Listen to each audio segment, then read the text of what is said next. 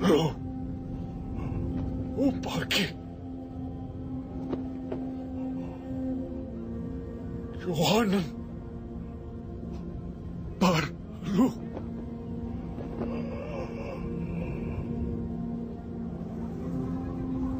Himak.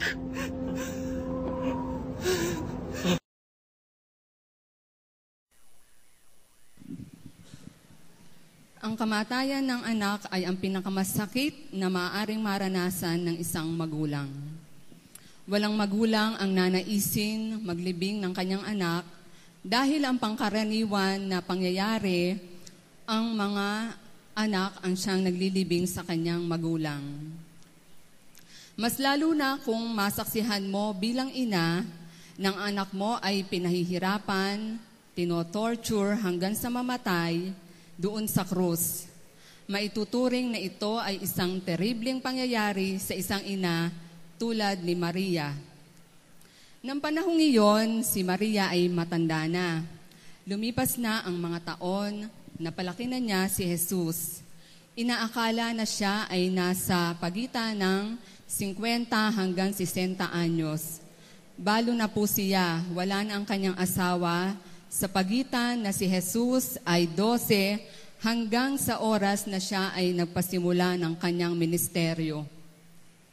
Wala na sa eksena si Jose na ipako ang Panginoon sa krus. Si Maria ay matanda na at nag-iisa na sa buhay. Nakatayo si Maria sa krus kasama ang dalawang babae. Ito po yung kanyang tiya, si Maria, na asawa ni Cleopas, at si Maria Magdalena, at si Juan o si John na kanyang minamahal na alagad. At habang nandun siya, nakikita niya ang kanyang panganay na anak na hinahataw at pinahihirapan, sinasampal at inaalimura ng mga sundalo at iba pang mga tao na naandoon din. At habang lumilipas ang mga oras, lalo namang nadaragdagan ang pasakit ni Jesus, patindi ng patindi ang natatamong pagpapahirap sa kanya. At hindi man lang maiangat ni Maria ang kanyang mga kamay para tulungan ang kanyang anak, wala siyang magawa sa sitwasyon pinagdaraanan ng kanyang anak. Sa Lucas 2:34 hanggang 35, mababasa natin doon, Luke 2:34-35.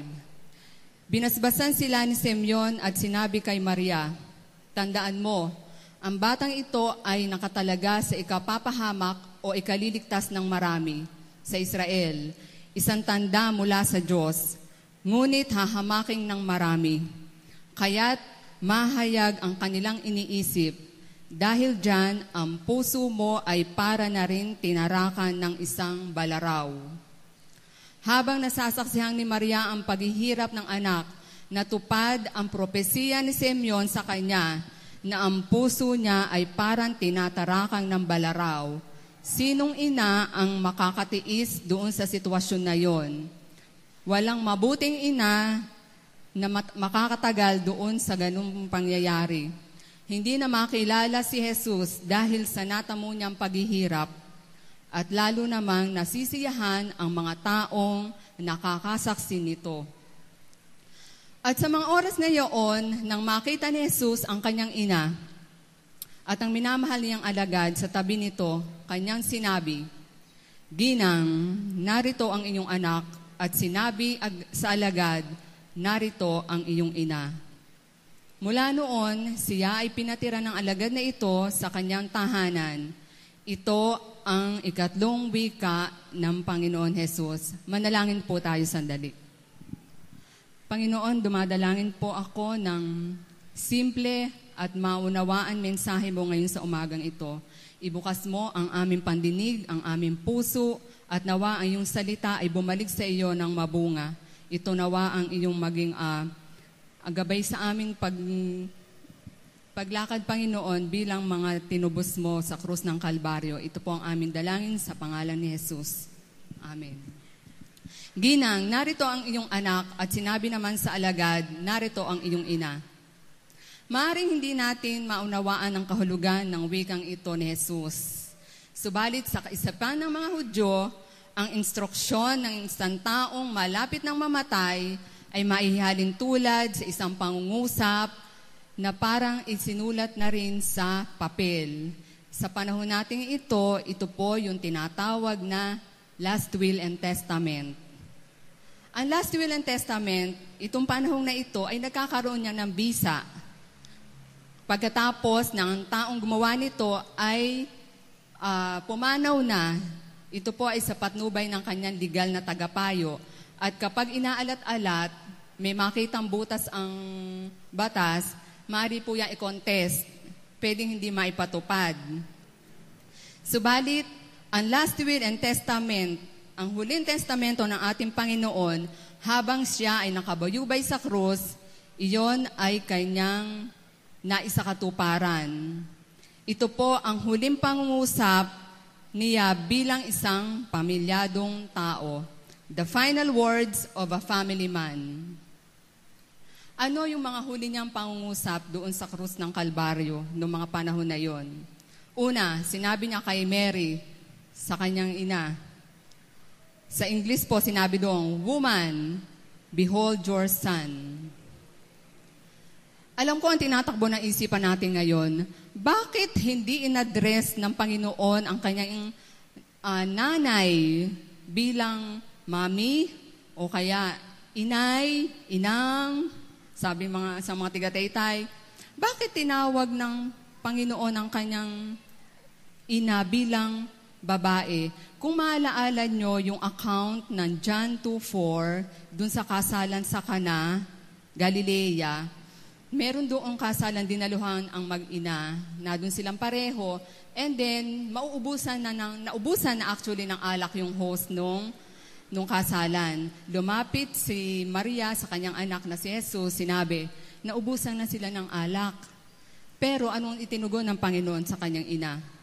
Sabi doon, "Ginang, wag mo akong pangunahan, hindi pa ito ang aking oras."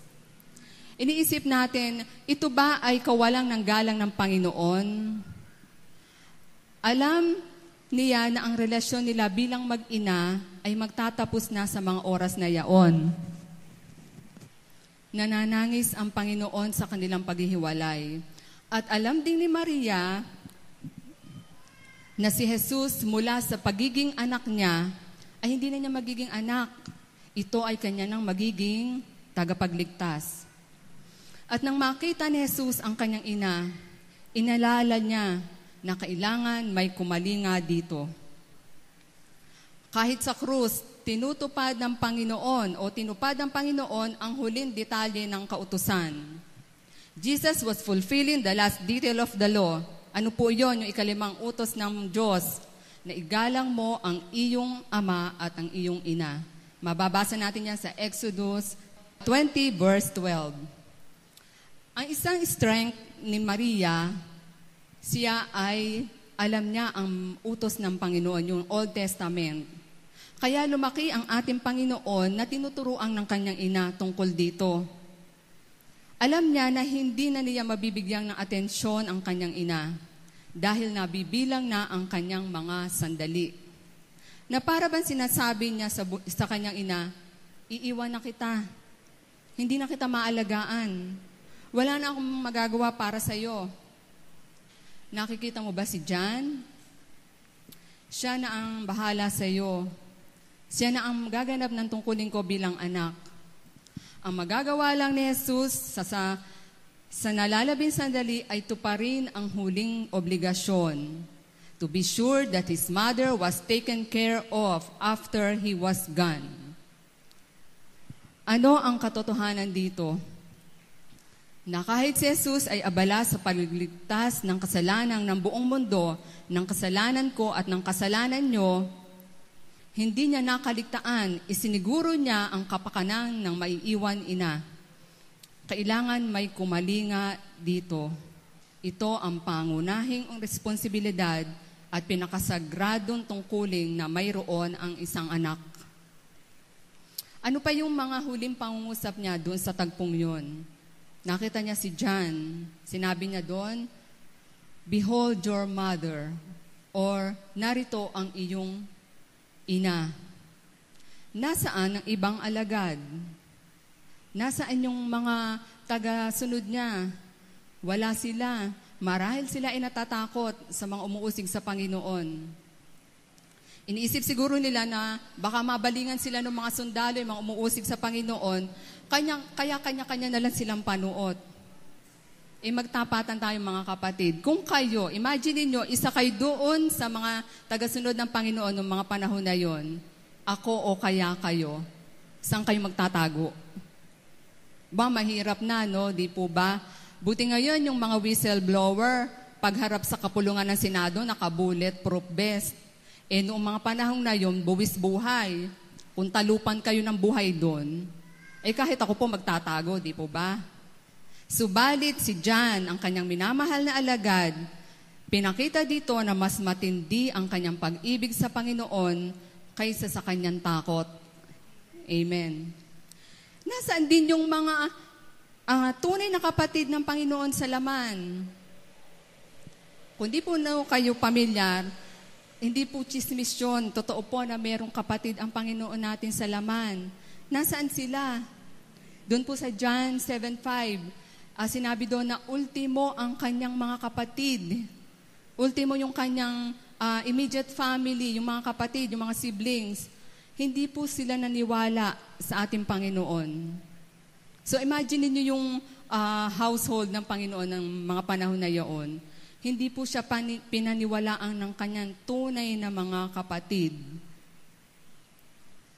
Hanggang sa muling pagkabuhay. Naniwala din naman sila, kaya lang after the resurrection. Isipin natin o maitatanong natin, bakit kay John ipinagkatiwala ni Jesus ang kanyang ina? Wala na bang choice? Marahil sinabi ni Jesus kay John, alagaan mo ang aking ina. Pagkamatay ko, gawin mo ang pwede ko pa sanang gawin sa kanya. Ikaw na ang gumanap dito. Ibinili ni John, o ibinili ng ating Panginoon ang kanyang ina sa taong kanyang pinagkakatiwalaan. Jesus places His mother in the care of someone He could trust. Amen. Ipinagbiling ng Panginoon ang kanyang ina dun sa taong kanyang napapagkatiwalaan at iyon po si Juan. Kahit sa krus, nag-provide pa din ang Panginoon sa kanyang ina. Pwede niyang ikatwiran, mamamatay na ako, hayaan ko na lang yung iba kong kapatid, ang bahala sa iyo. Pero hindi po yung ang ginawa ng Panginoon. Under that Jewish tradition pala, yung mga panganay na anak na lalaki, kapag namatay na yung kanilang tatay, ang in charge dyan, yung panganay na anak na lalaki. Pero alalahanin natin, during that time, ang Panginoon po ay in pain. Siya ay hirap na hirap para pa maisip tong mga detalyeng ito sa kanyang buhay. Hindi ba tayo pag nakakaras ng sakit, wala na tayong pakialam. Subalit ang Panginoon, kahit doon sa huling sandaling yon, inisip niya ang kapakanan ng kanyang ina. At gano'n na nga po ang ginawa ng alagad. Inalagaan niya si Maria hanggang ito ay pumanaw. Pagkatapos, palang siya nagsimula ng gawain dun sa kanyang pagmimisyon. Ano po ang aral ng mensaheng na ito? Paano natin ito maya-apply sa ating mga buhay bilang mga tao o bilang nakakilala na sa Panginoon? Una, walang sino man ang makakaiwas sa sagrado at banal na tungkulin ng isang anak sa kanyang magulang. So, sagrado pa po pala yung tungkulin na yon. So, hindi dapat yan talikuran. At sino ang kakalinga sa kanila kung sila ay matanda na? Kapitbahay po ba? May sabi yung aking tatay nung nabubuhay, lagi niya sinasabi, intindihin niyo buhay niyo, hindi kayo ipag-iisip ng iba. Oo, halimbawa may kamag-anak tayong mayaman. Pumunta kayo doon, tutulungan kayo niyan. 1, 2, 3 beses. Sa ika-4, kaiinisang na kayo. Totoo po ba? O pagpalain ng Panginoon yung mayayaman na hindi naiinis kahit ilang beses silang hingan ng tulong.